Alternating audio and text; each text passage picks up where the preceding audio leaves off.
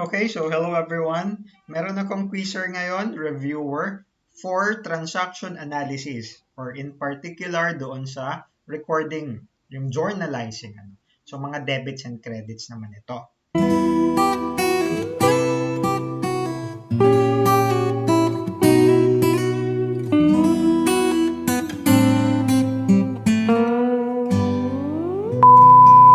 So proceed tayo sa question number 1. Ang tanong ay, which of the following accounts is decreased with a debit?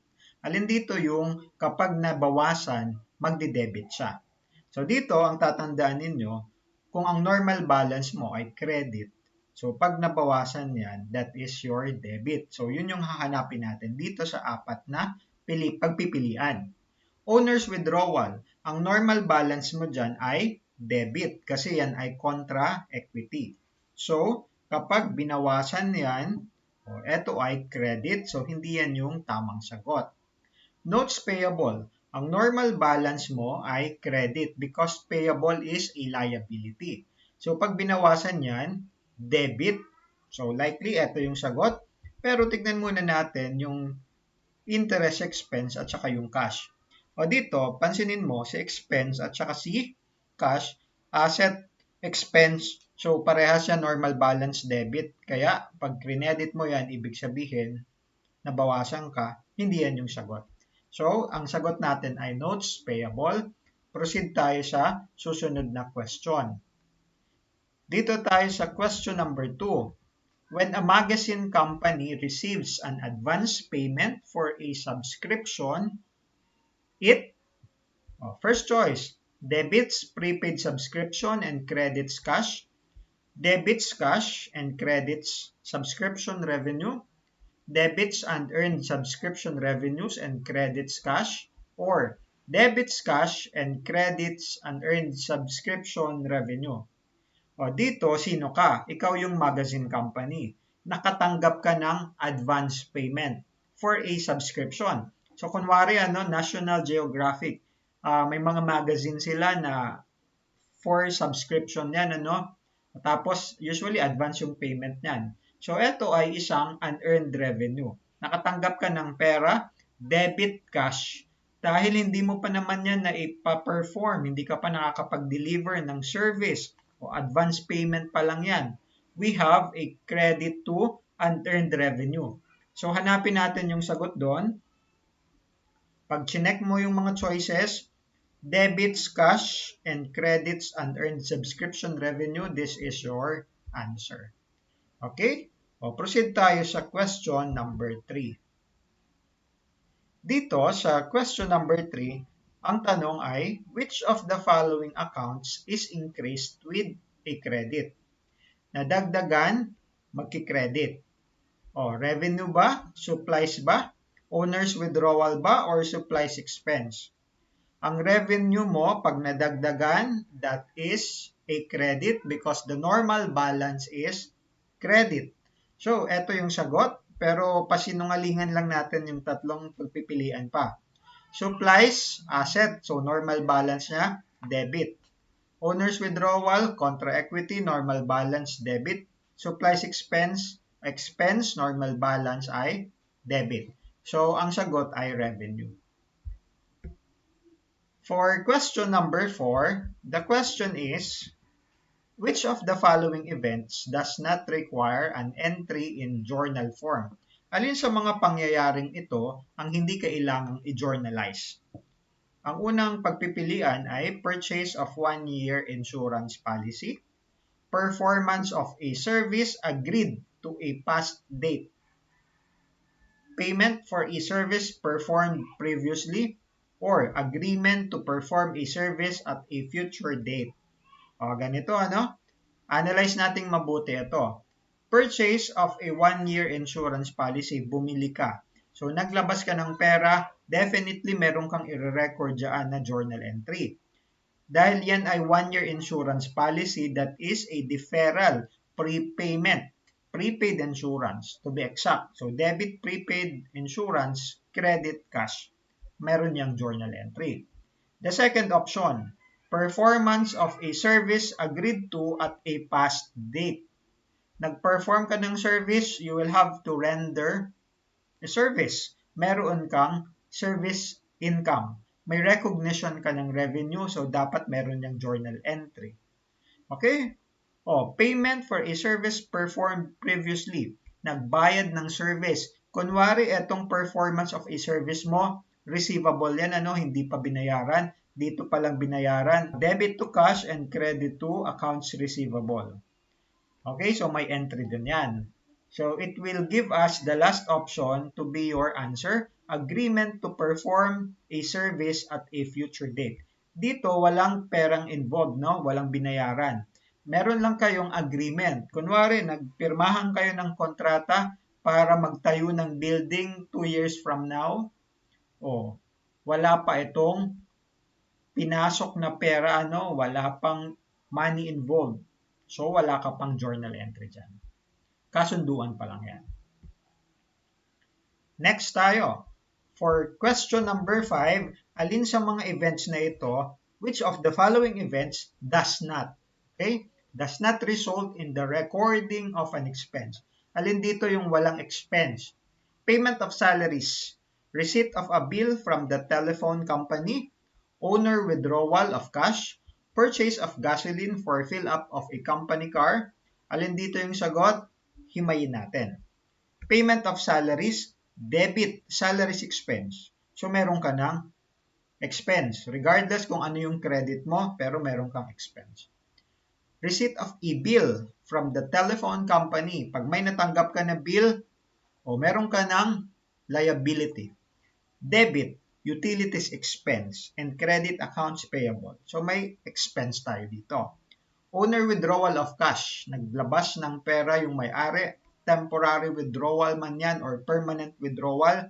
Debit ka ng drawing account. Assuming temporary withdrawal yan, O credit mo, cash. Wala kang expense recognition. Ito ang sagot mo. Pero itong pang-apat, purchase of gasoline for fill-up of a company car, ayan, ang pwede natin gamitin dyan na expense ay gasoline expense, transportation expense, fuel expense. So, meron kang expense dyan. This is your answer, owner withdrawal of cash. Proceed tayo sa question number 6. Okay? A company that receives money in advance of performing a service, yung natanggap mo na pera in advance, Ano yan? At ano ang journal entry mo dyan? Debits cash and credits unearned revenue, debits unearned revenue and credits accounts payable, debits cash and credits accounts receivable, or debits cash and credits prepaid fees. Unearned revenue ito, advance receipt, advance collection. So, meron kang debit to cash, meron ka na lang 3 options dito, And dahil unearned revenue yan, andito yung unearned revenue mo, liability, you have an obligation to perform a service at a future date. So, that is your answer. Next tayo for question number 7. Which of the following accounts is increased with a debit? Alin dyan yung debit kapag nag-increase? Rent payable ba? Owner's capital ba? Legal revenues ba? Or owner withdrawal?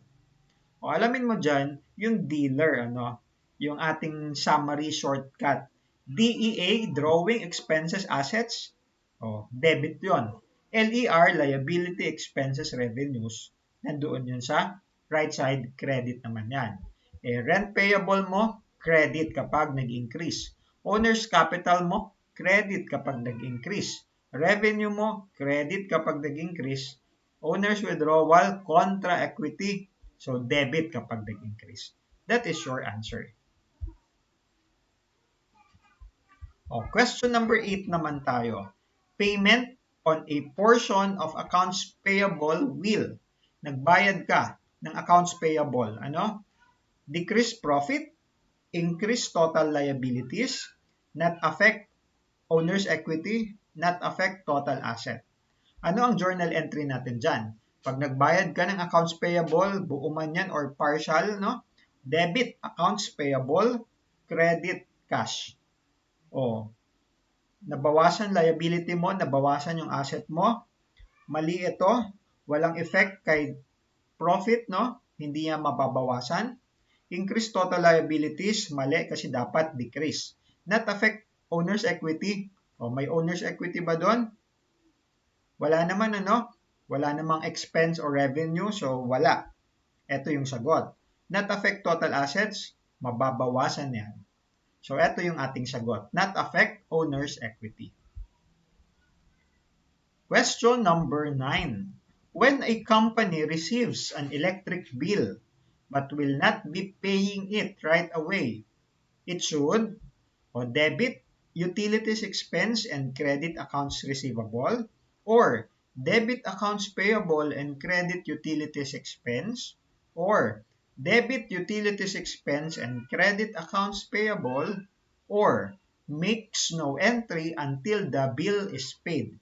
Kapag nakatanggap ka ng electric bill pero hindi pa yan babayaran, debit o electricity expense or utilities expense, credit accounts payable. So, alin ang tamang sagot doon? Ito ba? Utilities expense, tama, debit. Pero ang credit niya, accounts receivable, mali. Dapat ito ay accounts payable. Hanapin natin yon. The answer is yung letter C. Pag in-A, B, C, D natin yan. Okay, this one. Next, question number 10. Alin sa mga sumusunod na accounts is decreased with a credit? Nabawasan through credit. So, ibig sabihin, ang normal balance niya ay debit. Kasi ang debit mo, ang normal balance, yung increase. Okay? Advertising revenue ba? Pag dinecrease yan, debit.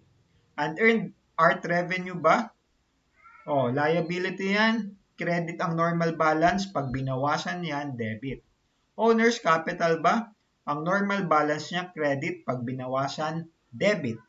So, ang sagot mo ay itong rent expense kasi ang normal balance niyan, debit. Pag binawasan, magki-credit. So, ito yung sagot.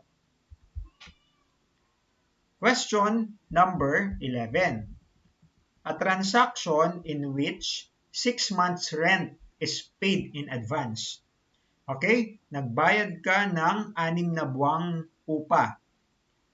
Credit to cash and a debit to. Nabawasan ang cash mo kaya credit mo. Ano yung kabangga niya? Ano ang debit niya?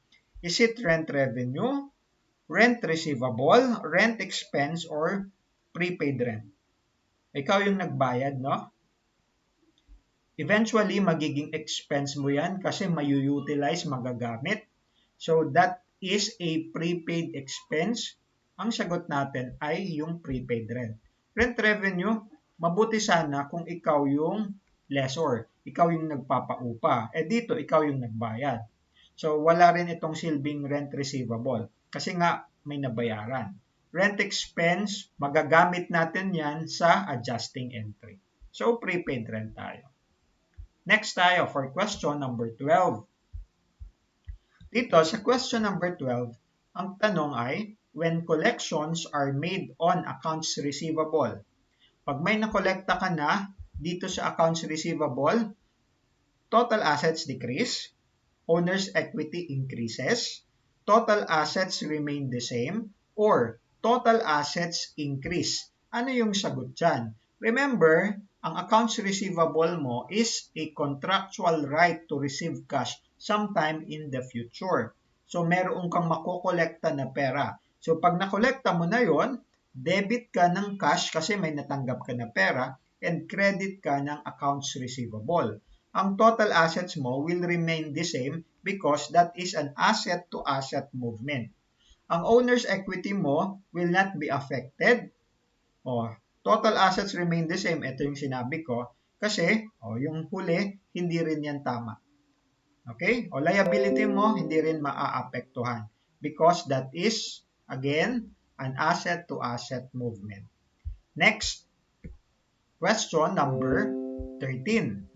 If office equipment daw were sold at a cost in exchange for a promissory note, at cost, total assets would remain the same, total assets would decrease, total liabilities would increase, or total liabilities and owner's equity would decrease. Ano ang journal entry natin dyan? O in exchange for a promissory note, if equipment were sold. Ang office equipment mo, ang normal balance niyan ay debit. So pag binenta mo yan, mawawala yan sa libro mo, i-credit natin yan. May matatanggap ka na promissory note, that is your notes receivable. Kasi ikaw yung nagbenta. So, ang natanggap mo na note, that is not a notes payable, rather a notes receivable. So, once again, this is an asset-to-asset movement. Debit, notes receivable, credit, office equipment. Ano yon? Oh, first choice mo, total assets would remain the same. O, tama, di ba? Hindi siya mababawasan. Yung liabilities mo, hindi maapektuhan. Mas lalong yung liabilities and owner's equity. Okay? So, that is your answer.